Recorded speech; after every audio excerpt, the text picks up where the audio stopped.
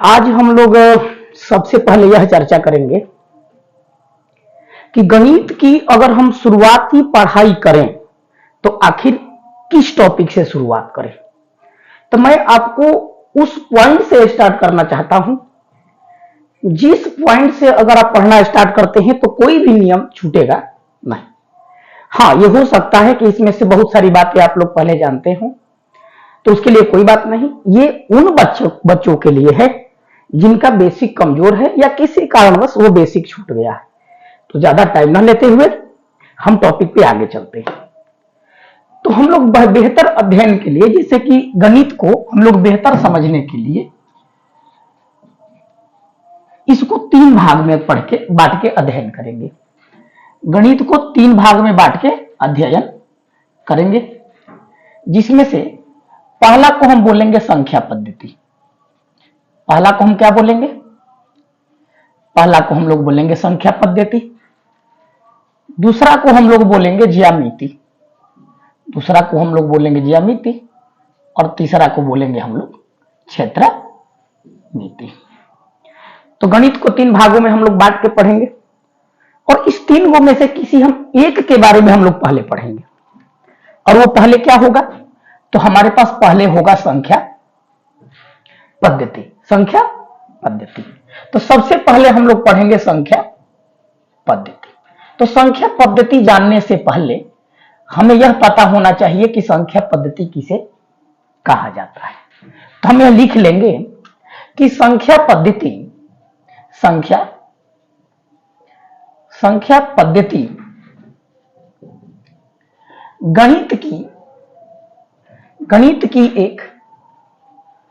गणित की एक शाखा है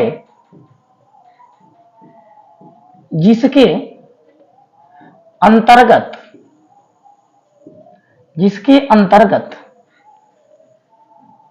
विभिन्न प्रकार की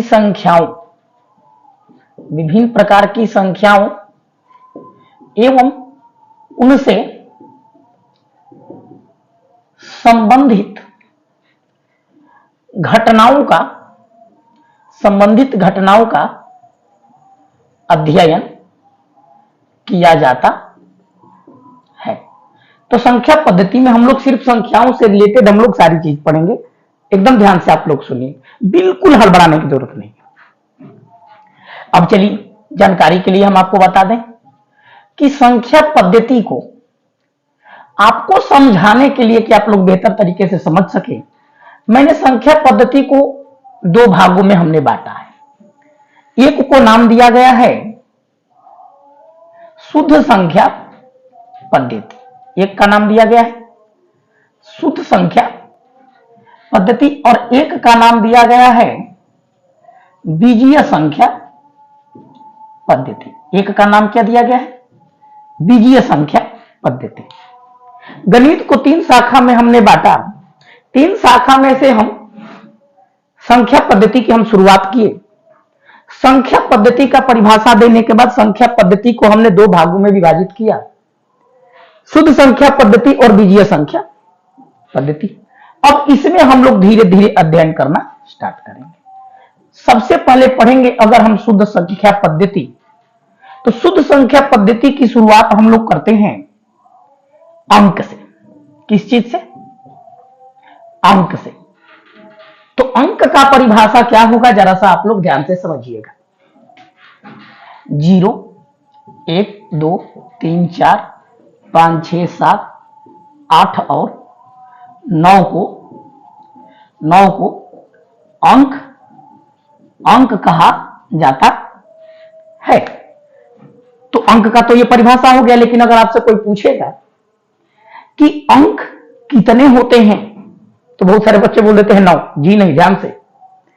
1 से 9 तक तो 9 और 1 शून्य आप छोड़ रहे हैं। तो अंकों की कुल संख्या कितनी होती है?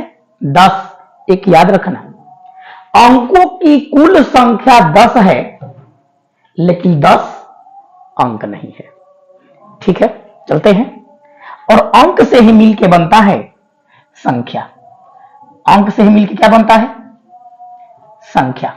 अब चलिए संख्या का परिभाषा क्या होगा? अंक और अंकों के सार्थक समूह को संख्या कहा जाता है। संख्या कहा जाता है। अंक और अंकों के सार्थक समूह को क्या कहा जाता है? संख्या। जैसे जरा सा ध्यान से, जैसे में अगर हम लिखना प्रारंभ करेंगे तो पाएंगे कि 0, 1, 2, 3, 4, 5, 6, 7, 8 और इतना को हम लोग क्या बोलेंगे? अंक। तो संख्या के परिभाषा में आया कि अंक तो अंक है ही, लेकिन अंक को हम लोग संख्या भी कहते हैं। समझ में रहा है आपको? ध्यान से, अंक को क्या कहते हैं? संख्या भी कहते हैं। लेकिन जैसे ही उसके समूह में जाते हैं 10, 11, 12, 285, 3765 टोटल, तो यहां से इधर क्या हो रहा है? यहां से इधर हो रहा है अंकों का सार्थक समूह। अंकों का सार्थक समूह। जैसे ये सब सिंगल है और ये 10 है, तो 10 में कितने अंक मिले हैं? तो 10 में 2 अंक मिले हैं, 1 और 0।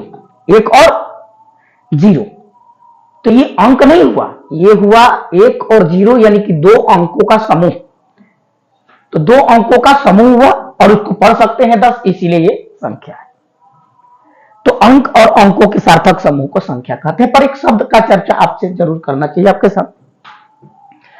सार्थक समूह का क्या होता है? समूह भी बोल सकते थे। तो मैं आपके जानकारी के लिए बता दूं कि किसी भी प्रकार का समूह 2 प्रकार का होता है। एक होता है सार्थक और एक होता है निरर्थक, सह-अर्थक, निरर्थक। सह-अर्थक का मतलब हुआ जिसके साथ अर्थ हो। अगर मैं 7, 8, 5, 2, 3 ऐसे मैं लिख दूं तो मैं इसको कह सकता हूं 78,523। 78,523 हम इसको बोल सकते हैं। लेकिन अगर इसी को मैं बोल दूं 7, 8, 5, 3, 2, तो इसको एक साथ कैसे पढ़ेंगे? तो ये सिस्टम से नहीं लिखा गया है, इसको हम नहीं काउंट कर पाएंगे एक साथ, है ना? नहीं नहीं नहीं नहीं, ज्यादा स्मार्ट मत बनिए। 78,253 जी नहीं, ऐसा पढ़िए कि सब एक साथ में आ जाए, नहीं पढ़ पाएंगे। इसीलिए ये बिना अर्थ का है, ये समूह है, दोनों समूह है, लेकिन इसको पढ़ सकते हैं इसीलिए ये सार्थक है, और इसको हम नहीं पढ़ सकते हैं एक साथ, इसलिए ये निरर्थक है। इसीलिए संख्या के परिभाषा में लिखना जरूरी है कि अंक और अंकों के सार्थक समूहों को संख्या कहा जाता है। अंक और अंकों के सार्थक समूहों को संख्या कहा जाता है। देखिए, मैं हड़बड़ा के नहीं पढ़ा रहा, मैं नहीं पढ़ा रहा, लेकिन ज्यादा बकवास करने का भी कोई फायदा नहीं है। आप लोग वीडियोस को 1 बार 2 बार चला के देख सकते हैं, लेकिन अगर मैं एक ही बात को अगर 2 बार 3 बार बोलूंगा तो वीडियो का लेंथ ज्यादा हो जाएगा और आप भी बोर हो जाएंगे। तो अगर आपको नहीं समझ में आ रहा तो इस वीडियो को दोबारा चला के देख सकते हैं। और आप लोग तो ऐसे ही बैठे हुए हैं, तो आप लोगों को तो वीडियो की जरूरत है नहीं। अब चलिए आप लोग ध्यान से सुनिए। अंक और संख्या से मिलकर के अब बहुत सारी संख्याएं बनेंगी, जिसका अध्ययन हम लोग शुरू करेंगे। तो आप लोग इसका स्क्रीनशॉट ले लीजिएगा और इसको हम मिटा के हम आगे चलते हैं। चलिए,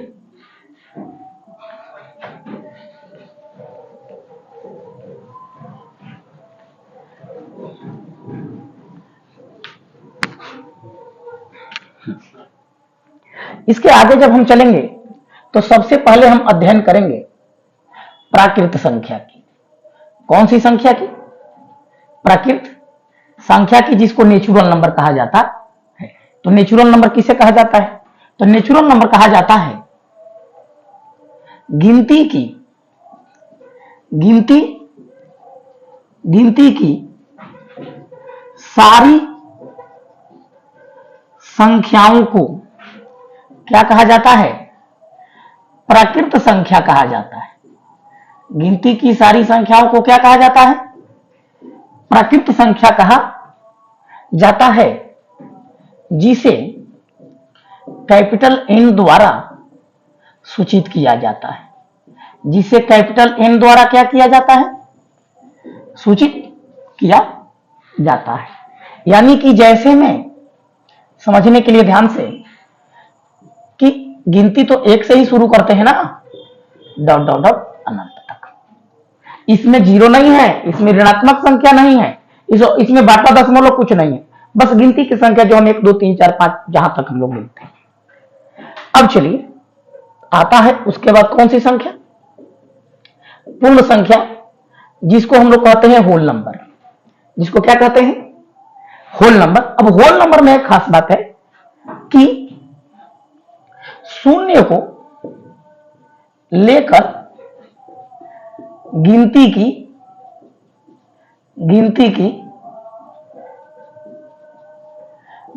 की सारी संख्याओं को क्या कहा जाता है, गिनती की सारी संख्याओं को पूर्ण संख्या कहा जाता है, जिसे W से सूचित किया जाता है, जिसे W से क्या किया जाता है, जिसे W से सूचित किया जाता है, यानी कि W। अब देखिए गिनती की सारी संख्याएं तो है ही हैं, बस इसमें क्या जुड़ गया है, इसमें जीरो। तो इसका मतलब कि W तो W हमारा है ही पूर्ण संख्या, W तो W हमारा पूर्ण संख्या होल नंबर है ही, जीरो ही एक अतिरिक्त आ गया, और एक से लेके अनंत तक चलेंगे गिनती में, तो उसके लिए हम यहां पर n लिख सकते हैं, यानी कि हम यह कह सकते हैं कि W के घर में n है, यानी कि पूर्ण संख्या के परिवार में प्रकृत संख्या आता है। देखिए जितनी प्रकृत संख्याएं हैं n में, वो सारी की सारी पूर्ण संख्या में शामिल है, यहां तक कि पूर्ण संख्या में एक जीरो अधिक भी है। तो ये सारी संख्याएं इसमें है, लेकिन क्या सारी पूर्ण संख्या प्रकृत संख्या में है, जी नहीं, इसमें जीरो है, इसमें जीरो, इसका सारा समूह इसमें है, इसका सारा समूह इसमें नहीं है। गौर करिएगा। अब एक तीसरी संख्या आती है जिसको हम लोग कहते हैं पूर्णांक, जिसको हम कहते हैं पूर्णांक। अब पूर्णांक में क्या आएगा, जरा सा ध्यान दीजिए, धीरे धीरे ग्रोथ करते चलेंगे। पूर्णांक में यह है शून्य को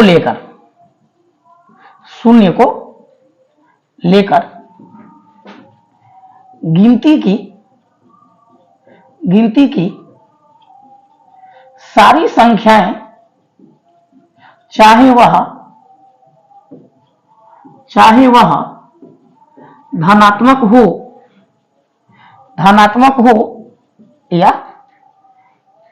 हो या ऋणात्मक, उसे क्या कहा जाता है, पूर्णांक कहा जाता है। उसे क्या कहा जाता है, पूर्णांक को अंग्रेजी में इंटीजर कहा जाता है। लेकिन ये जो इंटीजर है, यह पूर्णांक, यह एक शब्द जहल से बना हुआ है। जहल का अर्थ होता है गिनना, और यह जहल शब्द आया था जहलीन से। जब आप 9th क्लास का फर्स्ट चैप्टर पढ़िएगा ना, तो वहां पर इसका एकदम डब्बा बना करके जिक्र किया गया है। इसीलिए पूर्णांक इंटीजर का संकेत आई ना होकर के उस जहलीन शब्द से जेड लिया गया है। इसीलिए इसका जिसे जेड से सूचित किया जाता है, जिसे किस से सूचित किया जाता है, जेड से सूचित किया जाता है, इसे जेड से सूचित किया जाता है। इसको लेके चलेंगे, आगे चलेंगे। जैसे ही हम लोग आगे चलेंगे तो एक 4 नंबर में और चीज, जैसे में तो अभी छूट ही गया, जैसे में हम लोग लेके चलेंगे तो जरा सा ध्यान दीजिए। तो जीरो तो है ही, 1 2 3 4 5 6 डॉट डॉट डॉट लेके इंफिनिटी तक, -1 -2 -3, अब ये माइनस अनंत तक।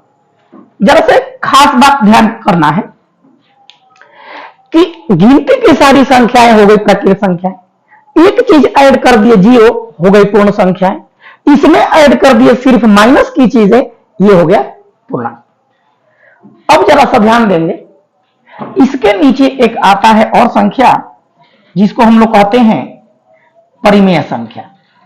क्या कहा जाता है, इसे कहा जाता है परिमेय संख्या, जिसको हम लोग कहते हैं रेशनल नंबर, जिसको हम लोग क्या कहते हैं, रेशनल नंबर।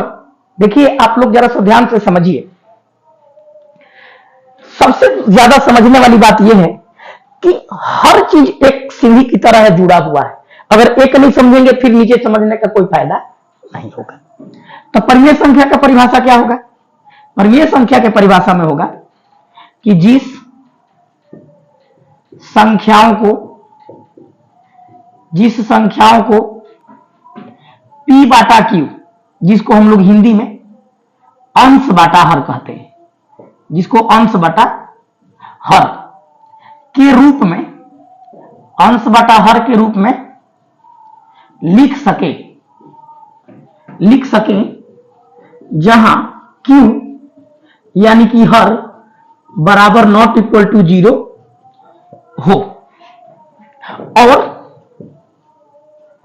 P और Q यानी कि अंश और हर दोनों क्या हो, अंश और हर दोनों पूर्णांक, अंश और हर दोनों क्या होने चाहिए, पूर्णांक होने चाहिए। जरा सा हम आपको इसके बारे में जरा सा जिक्र करेंगे। जिक्र करने से पहले हम चाहते हैं कि आपके साथ थोड़ा सा 25-30 सेकंड थोड़ा सा डिस्कशन कर लें।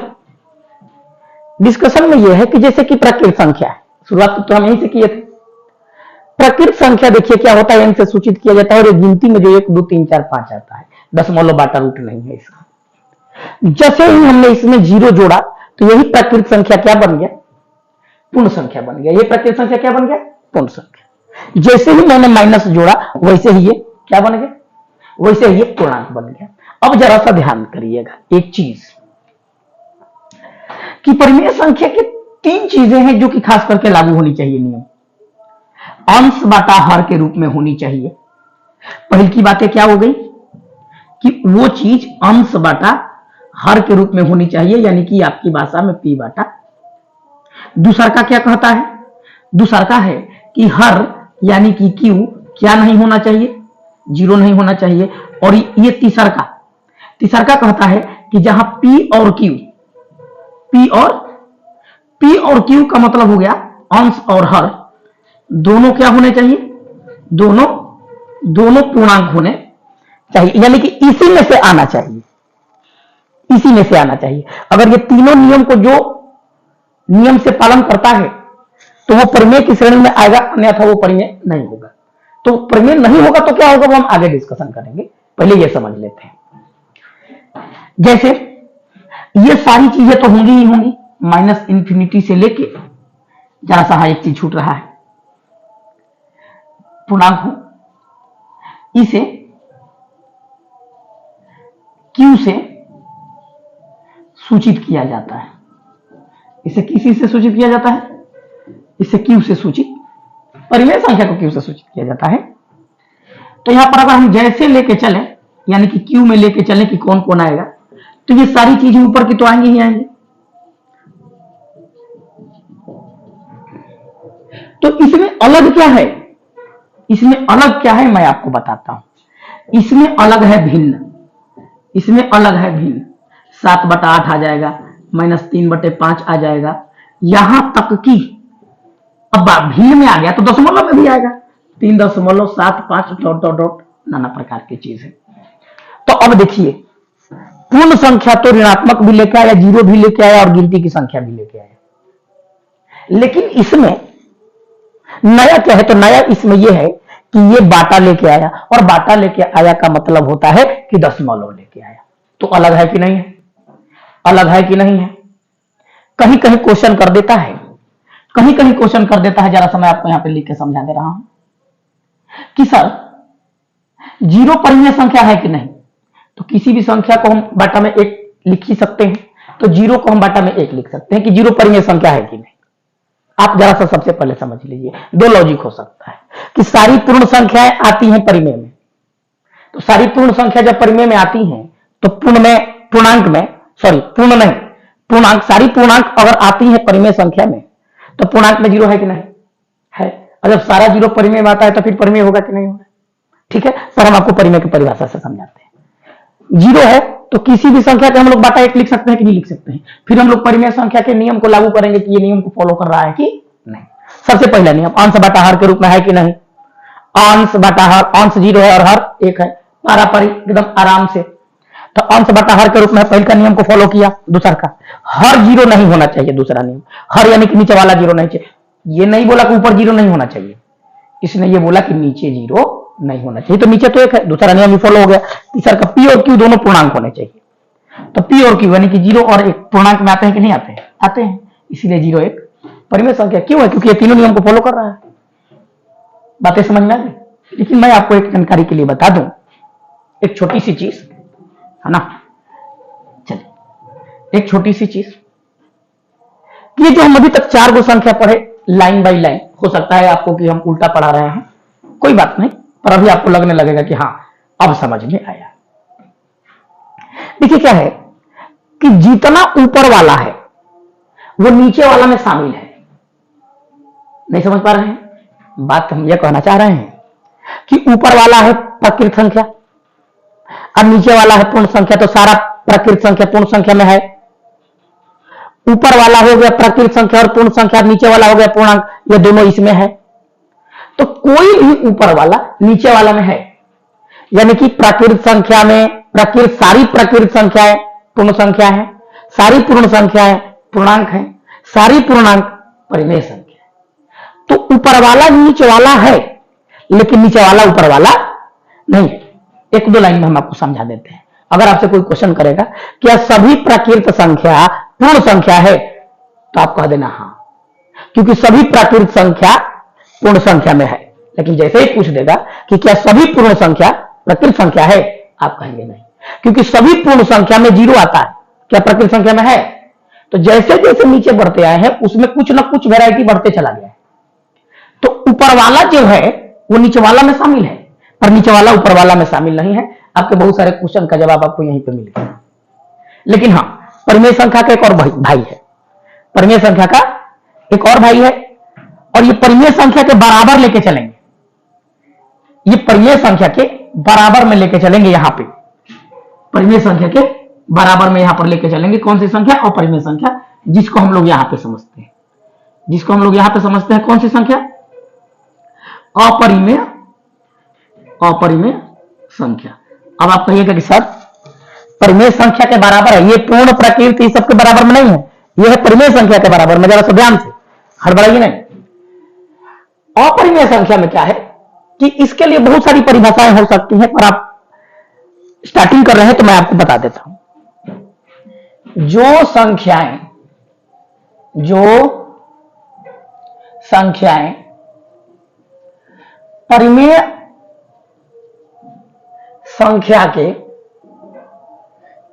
संख्या के नियमों का पालन नहीं करती है, उसे अपरिमेय संख्या कहा जाता है। उसे अपरिमेय संख्या कहा जाता है। आप बने रहिएगा, तो अगले बार में हम आपको समझा देंगे कि ये अपरिमेय संख्या का और भी परिभाषा हो सकता है। चलिए, अब आप कहेंगे सर जैसे में बताओ। अभी मैं आपको जानकारी के लिए बता देता हूं कि मैंने भले ही यहां पर ऊपर लिखा है, तो इसको इन तीनों के बराबर मत गिनना। ये परिमेय संख्या का भाई ये बराबर में है, ये परिमेय संख्या के बराबर में है। जैसे मैं यहां पर मैं लिख दूं √5/3, 7/√3 ... आप कहेंगे सर ये परिमेय संख्या है कि नहीं? तो आप कहोगे सर है, इसमें क्या करूं? देखिए P/Q के रूप में है। मैंने बोला था, पहले ही मैंने बोला था कि हड़बड़ाना नहीं है, ध्यान से समझना है। परिमेय संख्या होने के लिए 3 शर्तें लागू करते हैं। अंश बटा हर के रूप में होना चाहिए, अंश बटा हर के रूप में है, पहला नियम पार। दूसरा का नियम, हर 0 नहीं होना चाहिए, यानी कि नीचे वाला 0 नहीं होना चाहिए, तो नीचे वाला 0 नहीं है, दूसरा नियम पार। अब तीसरा का नियम क्या है? तीसरा का नियम है कि P और Q दोनों पूर्णांक होने चाहिए। तो चलिए √5 और 3 पूर्णांक में आते हैं, तो आप कहेंगे सर 3 तो आता है पर 5 नहीं आता, क्योंकि पूर्णांक में रूट में नहीं आता। लो, तीसरा नियम हो गया फेल। और तीनों में से अगर कोई एक नियम का पालन नहीं करेगा तो फिर वो परिमेय नहीं होगा। तो तीनों में से कोई एक पालन नहीं किया, इसीलिए कौन सी संख्या है? ये कौन सी संख्या है? अपरिमेय संख्या। इसके बारे में हम लोग खुल के चर्चा करेंगे। हम साइड में हट जा रहे हैं तो आप गुस्सा होंगे, आप चाहे तो स्क्रीनशॉट ले सकते हैं या मिटा सकते हैं। ठीक,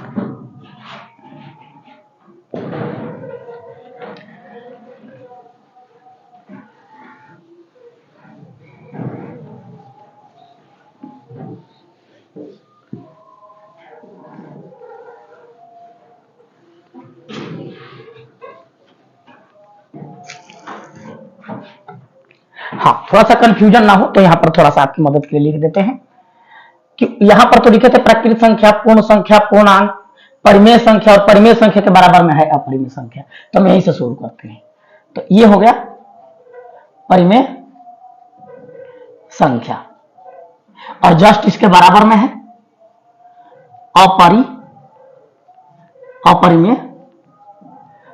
अपरिमेय संख्या।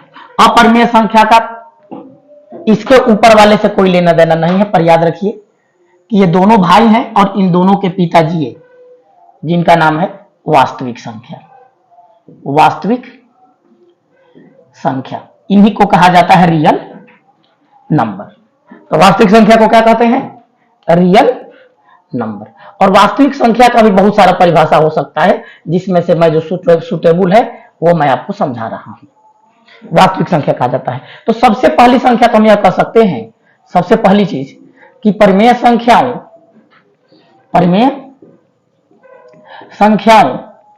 और अपरिमेय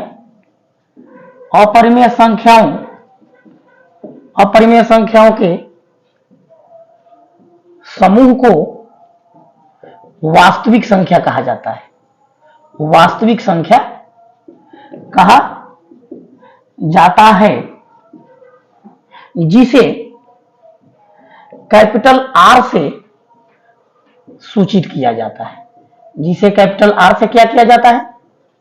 सूचित किया जाता है। जब जिसे कैपिटल आर से सूचित किया जाता है, मैं अभी भी आपको डायग्राम समझाना चाह रहा हूं, जरा सा ध्यान दीजिए। परिमेय संख्या के ऊपर क्या था? पूर्णांक। पूर्णांक के ऊपर था पूर्ण, और पूर्ण के ऊपर था प्रकृत। तो टोटल ऊपर वाला नीचे वाला में है, नीचे वाला ऊपर वाला में नहीं है। जैसे आपसे क्वेश्चन कर दिया जाएगा कि क्या सभी परिमेय संख्या वास्तविक संख्या है? तो मैंने बोला था ना कि ऊपर वाला नीचे वाला है, यानी कि परिमेय संख्या वास्तविक संख्या है। क्या अपरिमेय संख्या वास्तविक संख्या है? हाँ जी, प्रत्येक अपरिमेय संख्या वास्तविक संख्या है, लेकिन जैसा ही होगा। क्या सभी वास्तविक संख्या परिमेय है? अब बोलोगे नीचे वाला ऊपर वाला में नहीं होता है, नहीं होता है। तो सभी वास्तविक संख्या परिमेय संख्या नहीं होता है, क्योंकि वास्तविक संख्या में तो ये भी है, रूट वाला भी है, तो छूट जाएगा ना। अगर कहेगा कि क्या वास्तविक संख्या टोटल अपरिमेय संख्या है? जी नहीं, क्योंकि वास्तविक संख्या में परिमेय है। तो मैं आपको आपके जानकारी के लिए बता देता हूं कि टोटल ऊपर वाला नीचे वाला होता है और नीचे वाला ऊपर वाला नहीं होता है। इसी आधार पर अगर आप थोड़ा सा समझ गए होंगे तो अच्छा है। ये हो गया वास्तविक संख्या। अब थोड़ा सा जानकारी हम बढ़ा देते हैं जो जूनियर क्लास के बच्चे हैं उनके लिए। जैसे परिमेय के बराबर में एक भाई था अपरिमेय संख्या, वैसे ही वास्तविक संख्या का भी एक भाई है जिसका नाम है काल्पनिक संख्या। कौन सी संख्या? काल्पनिक संख्या, या इसी को कहा जाता है सम्मिश्र संख्या। इसी को क्या कहा जाता है? सम्मिश्र संख्या। अब सम्मिश्र संख्या है तो जरा सा हम इसको और ध्यान से समझते हैं कि सम्मिश्र संख्या का डेफिनेशन क्या होगा। ये डेफिनेशन समझने से पहले हम लोग वास्तविक संख्या का एक दो और परिभाषा समझ लेते हैं। तो परिमेय और अपरिमेय संख्याओं के समूह को तो वास्तविक संख्या कहते ही हैं, लेकिन वास्तविक संख्या का एक और चीज है, जिन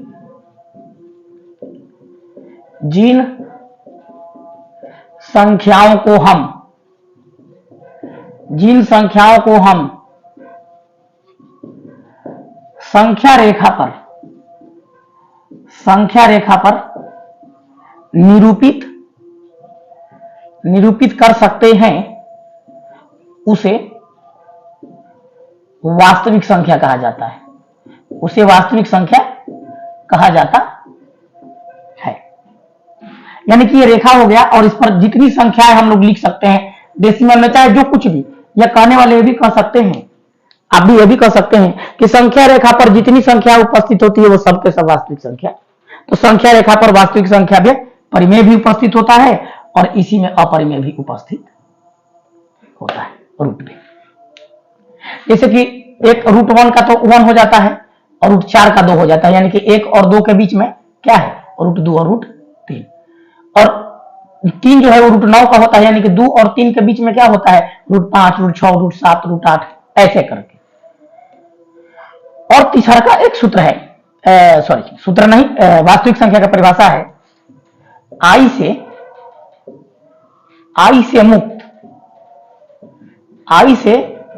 मुक्त सभी संख्याओं को क्या कहा जाता है? आई से मुक्त सभी संख्याओं को वास्तविक संख्या कहा जाता है। आई से मुक्त सभी संख्याओं को क्या कहा जाता है? वास्तविक संख्या कहा जाता है। ये थोड़ा सा सीनियर लेवल के लिए हो जाएगा, लेकिन ये छोटी सी जानकारी है। क्या जूनियर क्या सीनियर पढ़ना है, आ ही गए हैं तो पढ़िए लेते हैं। चलिए ठीक है। तो वास्तविक संख्या का एक परिभाषा हुआ कि परिमेय और अपरिमेय दोनों का जो समूह होता है वो वास्तविक संख्या होता है। अच्छी बात है। और जिन संख्याओं को हम संख्या रेखा पर निरूपित कर लेते हैं वो सब के सब वास्तविक संख्या है, ये भी ठीक है। आई से मुक्त सभी संख्या यानी कि वो संख्या है जो आई से मुक्त हो, जिसमें आई नहीं आती है। तो सोचने वाली बात है कि आई से मुक्त ये आई क्या है? तो जब मैं अभी आपको काल्पनिक संख्या के बारे में बताने जा रहा हूं आपको समझ में आ जाएगा कि आई क्या है। चलिए ठीक है, अगर आप स्क्रीनशॉट लेना चाहते हैं तो आप ले सकते हैं। इसको मिटा देते हैं, ज्यादा नहीं मिटाएंगे, वो उतना रहने देंगे। चलिए ठीक है। तो अभी हम लोग क्या समझने वाले हैं? काल्पनिक संख्या। तो यहां पर वास्तविक संख्या के लिए क्या था? आई से मुक्त संख्याओं को वास्तविक संख्या कहा जाता है। क्या कहा जाता है? वास्तविक संख्या कहा जाता है। और यहां पर क्या है? जस्ट उसके अपोजिट, आई से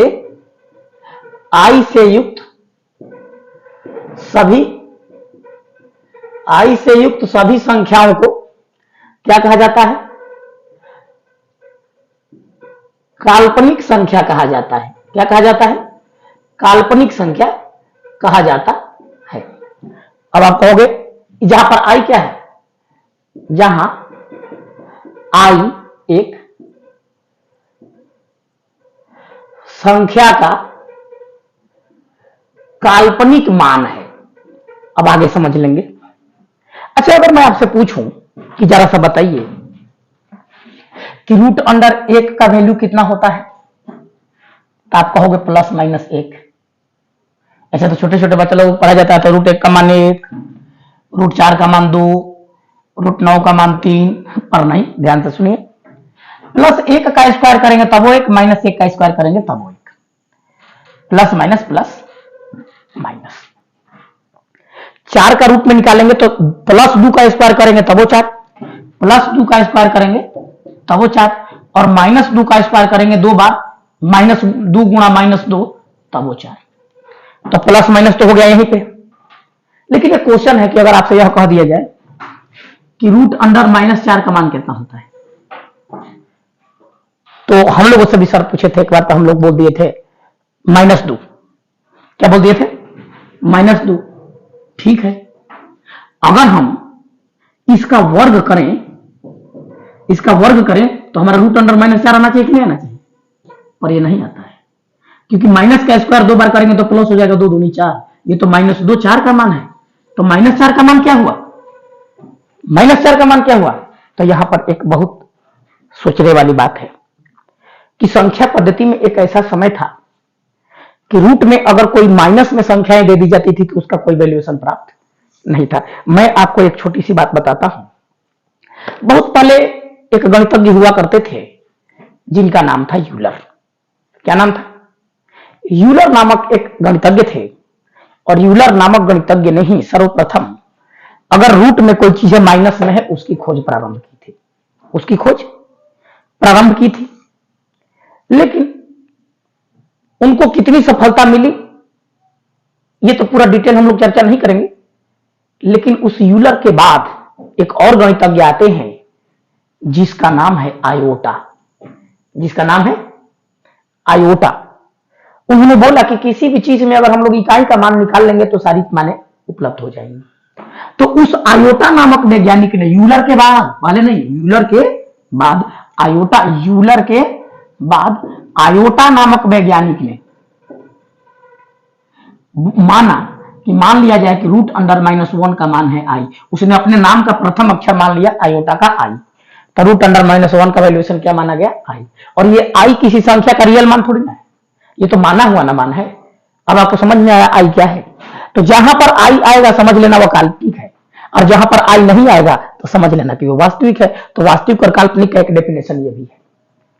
तो रूट अंडर 1 का मान लिया गया आई, या इसी को कह सकते हैं कि रूट जब हटाएंगे तो ये रूट उधर आकर के स्क्वायर हो जाएगा, आई स्क्वायर। इसीलिए कहा जाता है कभी कभी कि आई स्क्वायर का मान कितना होता है, -1। अगर आपसे कह दिया जाए कि चलिए बताइए रूट अंडर -4 का मान कितना होगा, तो रूट अंडर -4 को हम लिख सकते हैं root under -1, root under -1 into 4, root under में 4। चलिए रूट अंडर -1 के लिए क्या माना गया है, रूट अंडर -1 के लिए माना गया है आई, और 4 के लिए क्या होता है, 4 के लिए होता है +-2। तो हम इसको लिख सकते हैं +-2i, +-2i। और आपकी जानकारी के लिए एक छोटी सी बात बता दें, अकेले 3 एक वास्तविक संख्या है, अकेले 3 एक वास्तविक संख्या है, लेकिन अगर इस वास्तविक संख्या के साथ अगर कोई काल्पनिक संख्या आ गया तो अब वो काल्पनिक संख्या ही गिना जाएगा।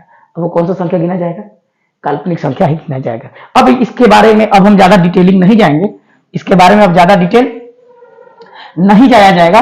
जब ज्यादा डिटेल नहीं जाया जाएगा तो इसके बारे में थोड़ा सा चर्चा भी करना और जरूरी है। और यही दोनों संख्याएं मिलके दोनों कहलाती है, दोनों मिल गई तो दोनों कहलाई संख्या। जरा सा मैंने जो डायग्राम बनाया था उस पर जरा सा गौर करिएगा कि वो डायग्राम कैसे बन रहा है। वो डायग्राम जरा सा उल्टा से लेके चलेंगे तो संख्याओं को कितने भागों में बांटा गया, वास्तविक संख्या और काल्पनिक संख्या। वास्तविक संख्या को कितने भागों में बांटा गया, 2, परिमेय संख्या और अपरिमेय संख्या।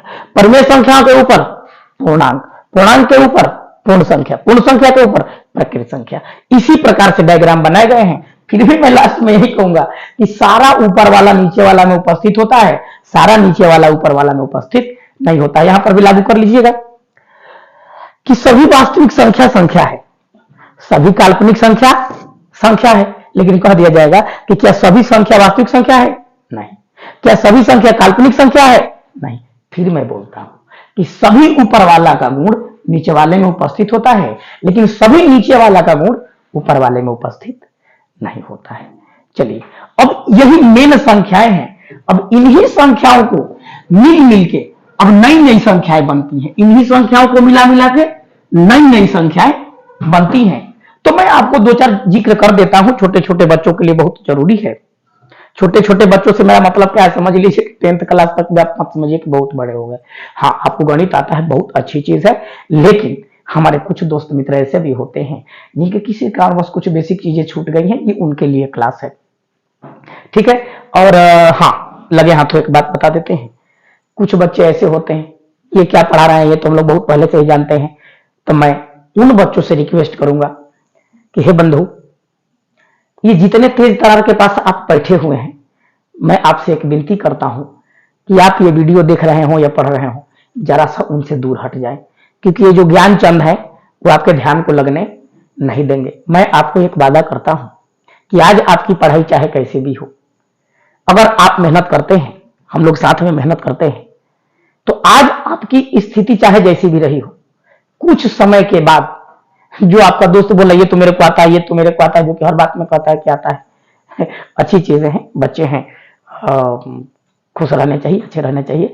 लेकिन कुछ बच्चे, ये क्लास उनके लिए है स्पेशली जिन बच्चों का बेसिक ठीक नहीं है, ठीक है। इसमें नाराज होने वाली कोई बात नहीं है, ठीक है। तो स्टार्ट करते हैं आगे 2-4 टॉपिक और। जोड़ा के रूप में आता है, एक जोड़ा के रूप में आता है जिसे कहते हैं सम संख्या। क्या कहते हैं, सम संख्या। सम संख्या के बाद आता है कौन सी संख्या, विषम संख्या। सम संख्या के बाद आता है विषम संख्या। इसी को कहा जाता है इवन नंबर और ऑड नंबर।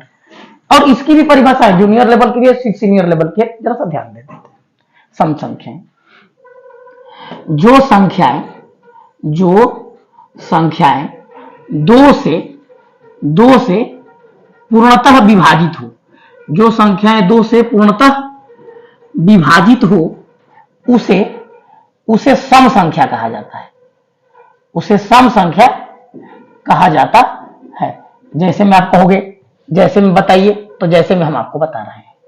जैसे में हो गया इधर 2, 4, 6, 8, 10, इधर हो गया -2, -4, -6, -8। तो यहां से यहां तक को हम लोग बोलते हैं ऋणात्मक सम संख्या। कौन सी संख्या? ऋणात्मक सम संख्या। और यहां से यहां तक को बोलते हैं धनात्मक सम संख्या। क्या कहते हैं? धनात्मक सम संख्या। अब क्या आ गया यहां पे? अब आ गया यहां पे हम लोगों का विषम संख्या। क्या आता है? विषम संख्या। तो विषम संख्या किसे कहा जाएगा? तो जो संख्याएं दो से पूर्णतः विभाजित न हो, दो से पूर्णतः विभाजित न हो, उसे क्या कहा जाता है? उसे विषम संख्या कहा जाता है। उसे कौन सी संख्या कहा जाता है? विषम संख्या। जैसे में हम आपको समझा रहे हैं। जैसे में क्या है? तो जैसे में है 1, 3, 5, 7, -1, -3, -5, -7। तो यहां से यहां तक को कहा जाएगा ऋणात्मक विषम संख्या। ऋणात्मक विषम संख्या। और यहां से यहां तक को कहा जाएगा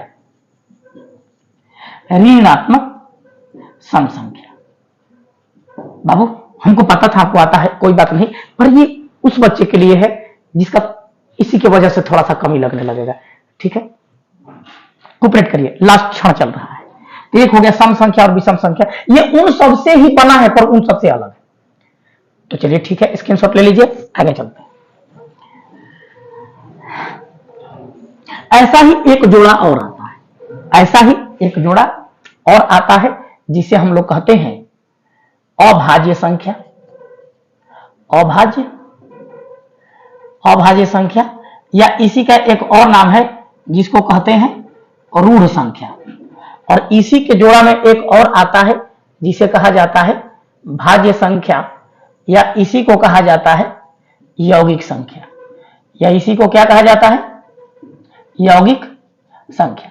चलिए जरा सा ध्यान से, अभाज्य संख्या किसे कहा जाएगा? अभाज्य संख्या के बारे में हम लोग पढ़ेंगे। और बहुत सारे लड़के मिस्टेक कर देते हैं, उनको लगता है कि सम विषम भाज्य अभाज्य एक ही टाइप का है। जी नहीं, सम विषम का जोड़ा अलग लगता है और भाज्य अभाज्य का जोड़ा अलग लगता है। तो चलिए, भाज्य संख्या क्या होगा? जिन संख्याओं के दो विभाजक हों। दो विभाजक का मतलब होता है जिससे वो कटे, और वो एक और स्वयं से कटता है। एक और स्वयं के अतिरिक्त और किसी चीज से नहीं। दो विभाजक हो, उसे क्या कहा जाता है? उसे अभाज्य संख्या कहा जाता है। कम से कम उसको काटने वाले कितने होने चाहिए? दो। जैसे में मैं आपको बताता हूं। जैसे में 2, 3, 5, 7, 9, 11 डॉट डॉट। और वही चीज हम लोग इधर क्या ले लेंगे? माइनस में ले लेंगे। तो ये हो जाएगा ऋणात्मक का भाज्य और वो हो जाएगा धनात्मक का भाज्य। अब देखिए क्या है कि 2 है वो 1 से कटेगा और वो अपने आप यानी कि 2 से कटेगा। तो काटने वाला कितने हो? 2। क्या 1 और उसके स्वयं यानी कि 2, इसके अलावा और कोई अंक है जो उसको काट सकता है? या कोई संख्या दुनिया में नहीं काट सकता है। तो 1 और स्वयं से ही वो कर सकता है, इसीलिए वो, और जितनी संख्या लिखे हैं वो इसी नियम पर लागू होंगे।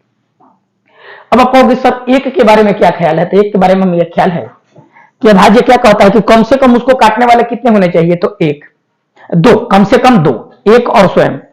अब 1 के बारे में पूछा जाएगा तो 1 कितने से कटेगा? अब 1 को 1 काटेगा या स्वयं काटेगा, बात तो एक ही हुआ। तो 1 को काटने वाला जो 1 ही है और वो स्वयं भी है, तो 1 को काटने वाला तो खास 1 ना हुआ। इसके 2 फैक्टर कहां हुए? तो 1 को काटने वाले 2 फैक्टर नहीं हुए, इसीलिए 1 अभाज्य संख्या नहीं है। 1 अभाज्य संख्या नहीं है। भाज्य संख्या किसे कहेंगे? तो भाज्य संख्या में है जिन संख्याओं के 2 से अधिक विभाजक हों, 2 से अधिक विभाजक हों, उसे भाज्य संख्या या यौगिक संख्या कहा जाता है। उसे भाज्य संख्या या यौगिक संख्या कहा जाता है। अब आप कहेंगे जैसे में, तो जैसे में जरा सा मान के चलिए। तो जब हम लोग जैसे में लेके चलेंगे, तो जैसे में लेके चलेंगे तो देखिए क्या होगा। जब हम लोग जैसे में लेके चलेंगे तो आ जाएगा यहां पे 4 6 8 9 डॉट डॉट -4 -6 -8 -9। तो इधर से इधर तक हो जाएगा ऋणात्मक भाज्य, उधर से उधर धनात्मक भाज्य। चलिए देखिए 4 जो है भाज्य क्यों है? 4 1 से कटेगा और अपने आप से कटेगा, ठीक है। 4 1 से कटेगा और अपने आप यानी कि 4 से कटेगा, लेकिन इसके अतिरिक्त और कोई चीज है जिससे वो कटेगा?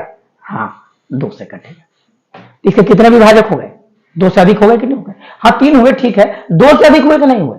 हाँ हुए। तो 2 से अधिक हुए तो ये भाज्य हो गया और ये सभी इन्हीं नियमों का पालन करेगा। तो इसमें भी 1 नहीं आ पाएगा। तो 1 न तो भाज्य संख्या है और न ही अभाज्य संख्या है।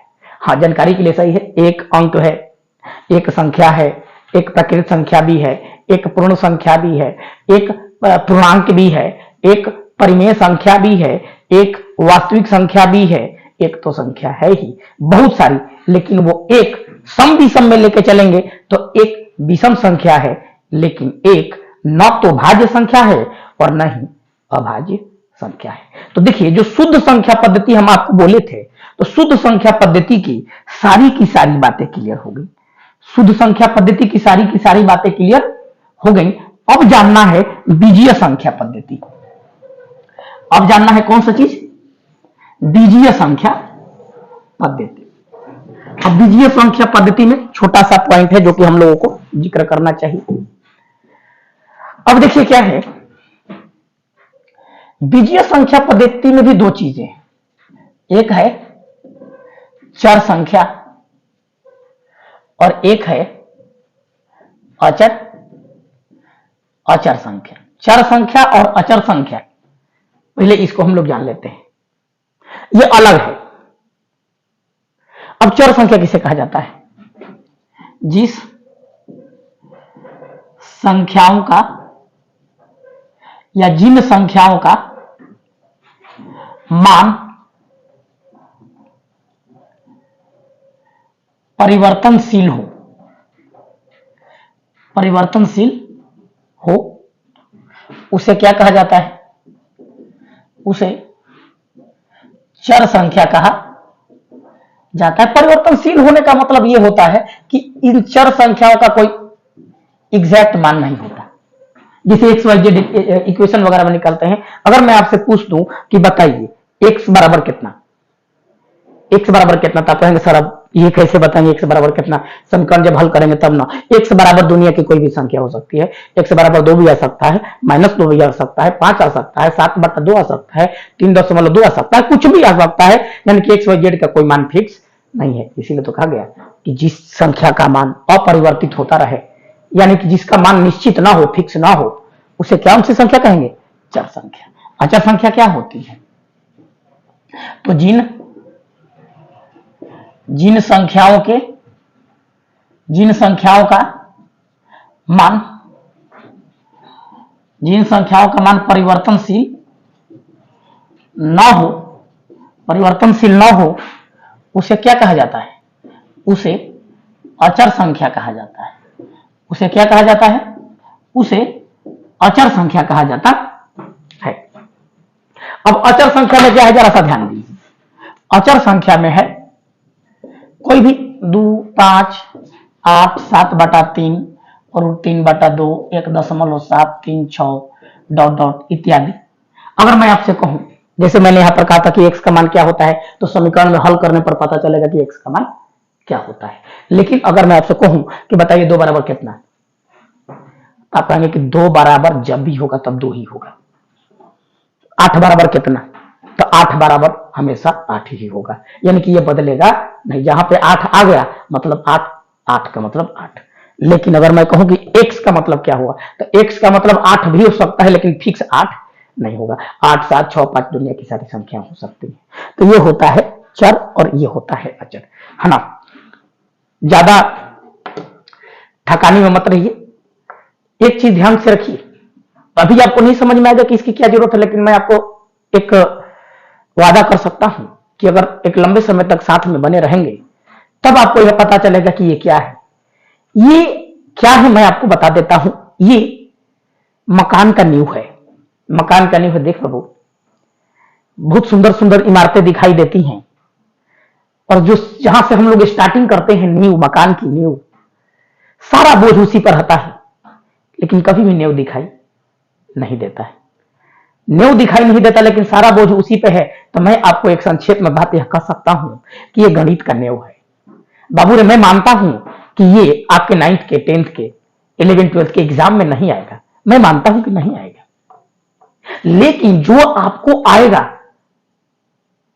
वो इसी पर आधारित होगा। ये याद करना पड़ेगा आपको। वहां पर ये चीजें आएंगी, बार बार आएंगी, और जो कुछ संख्याएं छूटी होंगी तो चैप्टर के माध्यम से जब वो हम लोग चैप्टर अध्ययन करेंगे उस वक्त हम आपको वो सारी की सारी बातें बता देंगे। आप हमारे साथ एक लंबा समय बिताए, बहुत बहुत धन्यवाद। हम लोग फिर मिलेंगे अगले वीडियो में, और इसका प्रैक्टिस करते रहिए। धन्यवाद।